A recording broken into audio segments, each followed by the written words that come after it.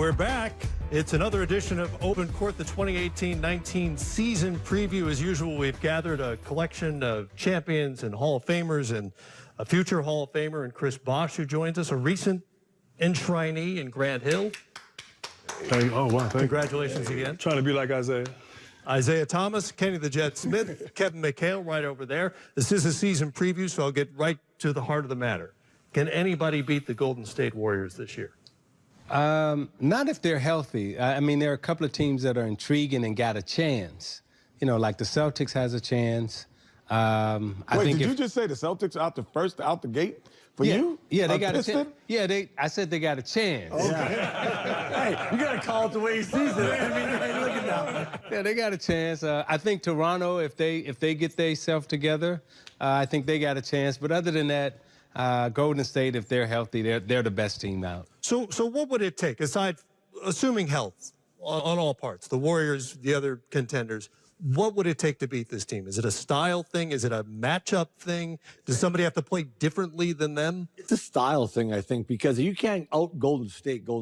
You get up and run with them and stuff. I thought Houston gave them a lot of trouble last year because of two things. They switched everything defensively, and they were switching with some really good defenders, Ariza, P.J. Tucker, Luke Maabute. They lost a couple of those guys, but their ability to switch everything really stopped a lot of the pin-down action that Klay Thompson comes off of, and he gets wide-open shots. You know, Steph Curry gets wide-open shots, and they don't turn the ball over. They walked it up. Remember D'Antoni's 7 seconds or less? Yeah. I said, it's now become 7 ball screens or more. I mean, they walk it up, and it's just pick and roll, pick and roll. There's not turnovers, and that's where they kill you. So if you're playing fast and turning it over, Steph's walking into threes, which you can't. So it's a style thing. Then you better have a hell of a lot of athletes. Like Zeke said, Celtics do fit that category. They got a bunch of athletes that can get up and defend you on the perimeter. You have to have great perimeter defenders to even think about beating the Golden State Warriors. You used to be able to beat them because they were, one, they get happy, Golden State, and they turn the basketball over. They would turn it over, and you could get just as many opportunities as them or more at the rim. Then they were small. Then you could possibly pound them and out-rebound them, get second opportunities there. But now, if Cousins comes in and he's healthy, you can't pound him. So you don't get second shots anymore. So all of a sudden, because he's a big guy who can play small, he can shoot the three, he handles the basketball, probably one of the elite passers at his size. They're unbeatable if he's healthy, unbeatable. If he becomes healthy, you cannot beat the Golden State Warriors. And I think there'll be a better defensive team, too, because of him, believe it or not, because they now become the toughest team in the West. Yes. When you got Cousins and you got Draymond Green on the back line, right, and you out in the West, they the two toughest dudes now. Right. And then they score the basketball. And as all of us know here, right, you know, scoring is your best defense. They're going to come down and score, and you go down and miss, okay, you down 2. Then they come down and score again. Now you down 5 because they just hit a 3, right? And the game plan goes out the window. So you got to score to keep up with him. The one thing for them that was a little bit alarming last year was just at times I thought they got overly complacent. And because they were so good and they're so dominant, and they knew they would kind of go through the motions, kind of just not really be serious, and then kind of flip the switch there in the second half. And it almost hurt them in that Houston series where they very easily could have lost that series. I do think the injection of Boogie this year, bringing him in the mix, wanting him to do well, his energy, his toughness, I think that's the kind of a jolt they need. But I thought last year they got bored at times. You know what my dad used to call that? It's hard to work hard when you're sleeping in silk robes, brother. And you would know. What, about working hard or silk robes? But, you know, I agree with you. I think their biggest fight is complacency. They've got to just stay interested in the regular season enough to get to the playoffs with kind of an edge. As you guys know, definitely, I mean, back-to-back, that trying to win a third one is harder than you know. Not only that, you get other teams. I think there should be a team that should emerge, you know, with an edge this year. I mean, if I'm playing for another team, if I'm playing for Boston, you know, or if I'm playing for Toronto, I should look around and say, why can't we win this now? Because all we got to do is get there. And once we get there, of course, injuries and stuff play a part in the finals and everything. But if you know, they're kind of asleep at the wheel. You can hope maybe you can get them twice and then beat them So two you more only said times. teams in the East. You haven't said anybody in the West. Right. You're like, oh. Well, I mean, the Rockets, I mean, I think that's kind of like a natural lineup. I don't know what, you know, the Lakers can put together out there, but, I mean, yeah, it's very top-heavy in the West. Well, right?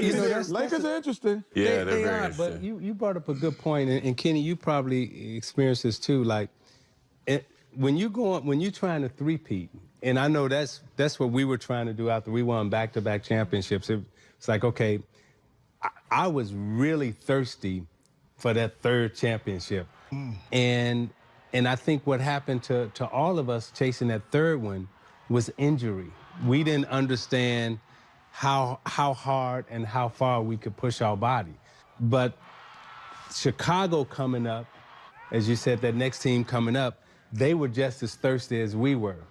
And our injuries, right, couldn't overcome their thirstiness. But I don't see that with Golden State unless they get injured. Right. Because I think they're really thirsty for this third championship to put themselves in the category of the Celtics, of the Lakers, of this era where they've just totally been the most dominant team. It would also be 4 and 5. No team's done that since the 60s era. Yeah. Celtics. And remember, Curry and Kevin Durant were both hurt significant chunks of the regular season last year. Chris, as you look at them, is there a blueprint that could work for beating them if they're healthy? Yeah, sure. Nobody's discovered it. share what yet. it is? I think that's that's the mystery. I mean, because at the end of the day, you know, they're going to put their best 5 players out there, and they've got 8 or 9 guys they can choose from who's playing best at the moment. And they're just going to go out and play basketball. And their style makes them very hard to guard. They really don't run plays. They just kind of read and react off of each other for the whole time.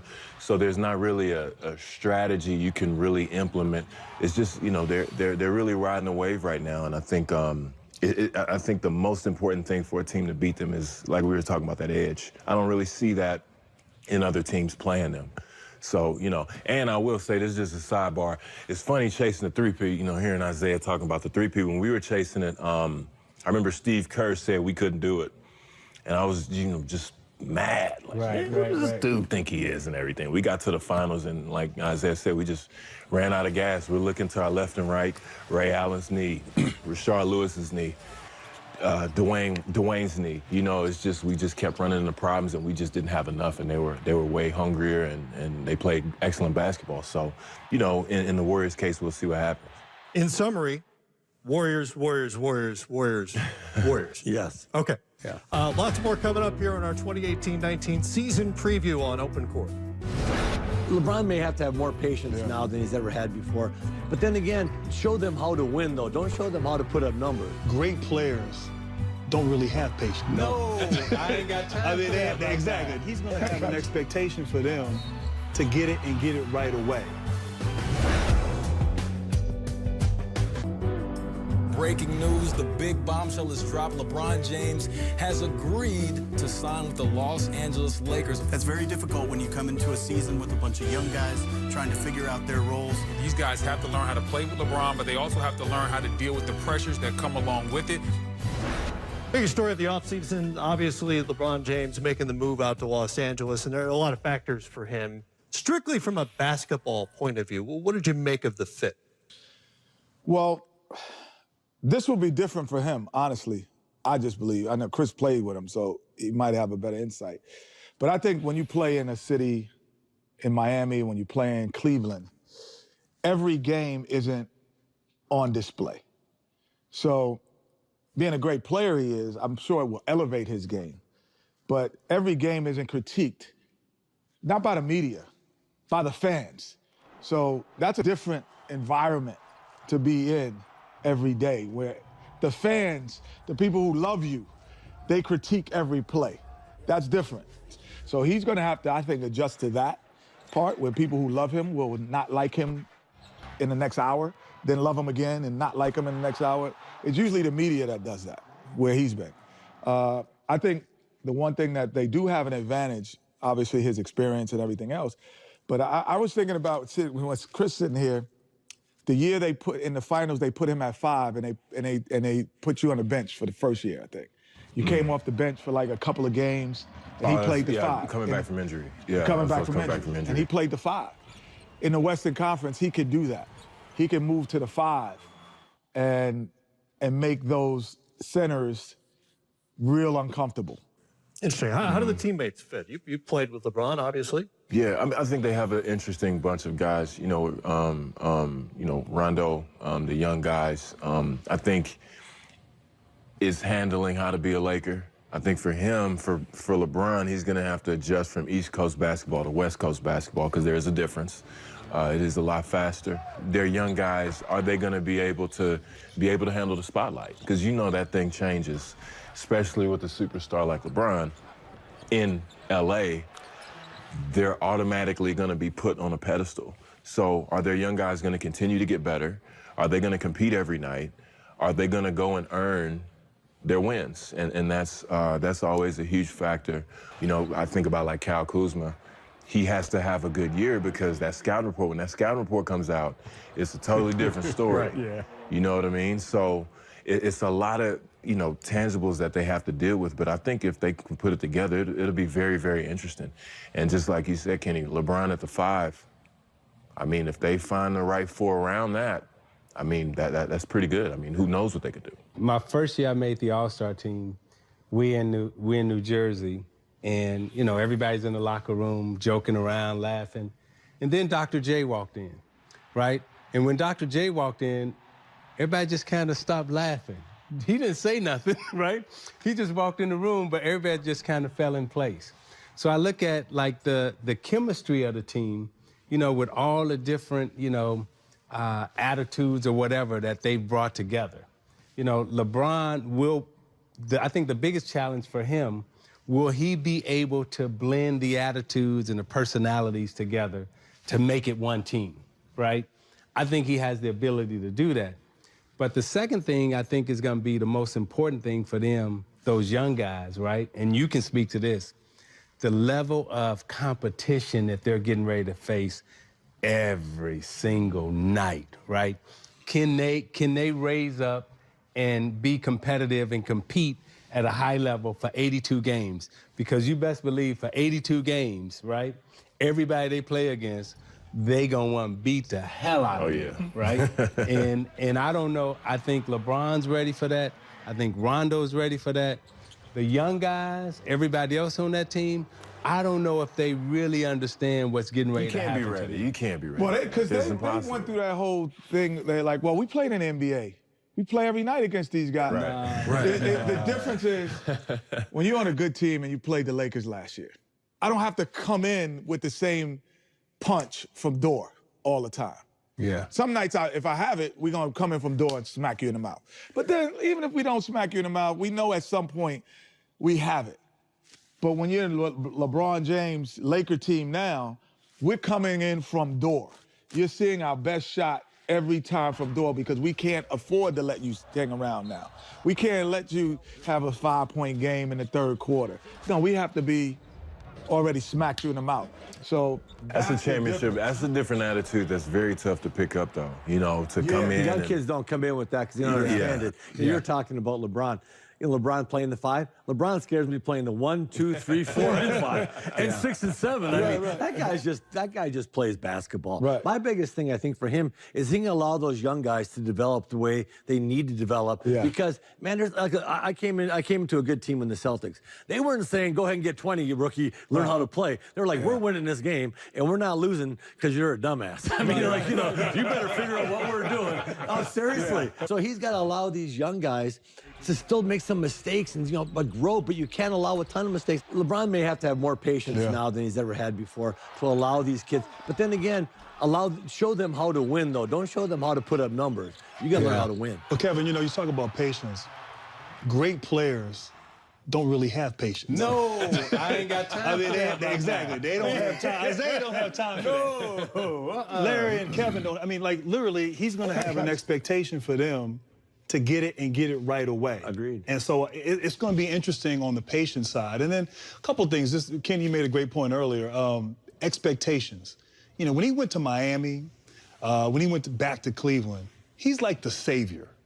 You know, he's he's going to bring a championship, although Miami had won a championship prior, but it was just, and like in LA, there's an expectation that we're going to have a great player. Right. Yeah. Like, okay, order has been restored. And so that's an interesting dynamic. But then also, too, just like you said, playing with guys now who all of a sudden, a team that didn't have good shooting last year, and you don't surround him with good shooting. Right. Everywhere he's been, he's had good shooting around him. And then, you know, Chris and Dwayne and then Kyrie and Kevin, they were all all-stars when he joined forces with them. So they understood that responsibility of being an elite player. These young guys around him in LA, they have potential, but they're a long way from being at that level. So patience, to your point. It's going to be interesting to see how he manages this season and manages this team. And then, Chris, I got to ask you a question, because I thought that year that he came, you guys all joined forces in Miami. Mm-hmm. I thought until you played in Cleveland, until you went to Cleveland, it seemed like you guys didn't have an attitude of who you were. You didn't know who you were, you know, with LeBron. Yeah, well, I think it all just came in like, yeah, this is going to be fun. We're going to win basketball. Then we come in and get together. We've got our play calling. We got everything down. And you get in the atmosphere. You can't hear anything. We're not a team yet. Yeah. We don't have, it's something that and especially me coming from Toronto, I didn't experience that stuff. Maybe LeBron and Dwayne did, but me, I was kind of stuck in the headlights a little bit. So it took at least 20 games to get that adjustment. And by then, by the time we came to Cleveland, we saw how the difference is in between being liked and disliked. And I mean a capital diss on there. One of the interesting things, and you guys know how Lakers fans are. Right. You know, patience is not in their vocabulary. No. You know, so they want to win now. The fans and the fan base, they're going to expect winning now. They're not going to have time for patience. And it does take time, Man, look, you know, for teams to gel. I've always been the man next to the man. I needed a guy that was impatient, that would look down at the bench and go, Rudy, take him out. Yeah. Tell the coach to take him out. Uh-huh. Like, to me, that's what a superstar is. Like, he doesn't have that patience. So now I'm on my antennas are up, I'm focused in, I'm locked in every possession. So now it raises my game playing with a guy like Kevin McHale, Isaiah Thomas, Grant Hill, Chris Bosh. That raised my game. Then there's guys who, when they get put on the spotlight and impatient by the superstar, they wilt. They move back. They don't want to be part of that. Some guys next to the man want that responsibility but just can't get it, and they need somebody to push them, and some guys don't want any of that. Well, if you don't like the spotlight, being LeBron's teammate in LA doesn't seem like the place to be. Oh, no. Lots more show coming here on Open Court. You ever go in certain neighborhoods and all the houses look the same? That's what's starting to look like to me. There is no diversity of skill set. I think that's where the league will change, because I don't think that's good for the league where everything looks the same.